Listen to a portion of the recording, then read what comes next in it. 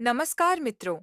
क्या आपने कभी गहराई से सोचा है कि मृत्यु के बाद आत्मा के साथ क्या होता है? क्या मृत्यु सब कुछ समाप्त कर देती है या फिर यह एक नई और अनजानी यात्रा की शुरुआत होती है? गरुड़ पुराण के अनुसार मृत्यु अंत नहीं है, बल्कि यह मनुष्य के कर्मों के अनुसार न्याय की प्रक्रिया की शुरुआत है। मृत्यु के बाद की यात्रा शांत स्वर। जब प्राण शरीर को छोड़ते हैं, तब आत्मा अकेली नहीं होती। गरुड़ पुराण में बताया गया है कि आत्मा को यमदूतों के साथ एक लंबी यात्रा पर ले जाया जाता है।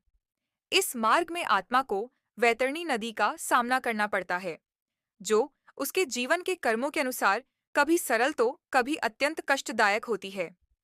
इसके बाद आत्मा को धर्मराज यम के दरबार में प्रस्तुत किया जाता है, जहां चित्रगुप्त मनुष्य के जीवन का हर एक कर्म, पाप और पुण्य पूरे सत्य के साथ पढ़कर सुनाते हैं।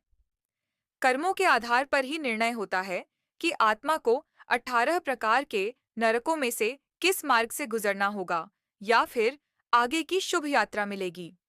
यह सब किसी क्रोध से नहीं, बल्कि पूर्ण न्याय और संतुलन के साथ होता है। सॉफ्ट वार्निंग, कामली, महत्वपूर्ण, बिना डर। मित्रों, गरुड़ पुराण हमें डराने के लिए नहीं है, बल्कि जीवन को सही दिशा देने के लिए है। यह हमें सिखाता है कि हम पाप से दूर रहें, सत्य, करुणा और धर्म के मार्ग पर चलें, ताकि आत्मा की यात्रा शांत और सरल हो। अगर हम माता-पिता की सेवा करें, सत्य बोलें, किसी को दुख न दें और जीवन को धर्म के साथ जिए, तो यमलोक का भय भी समाप्त हो जाता है। ऐसे भक्तों पर भगवान श्री हरि विष्णु की कृपा सदैव बनी रहती है।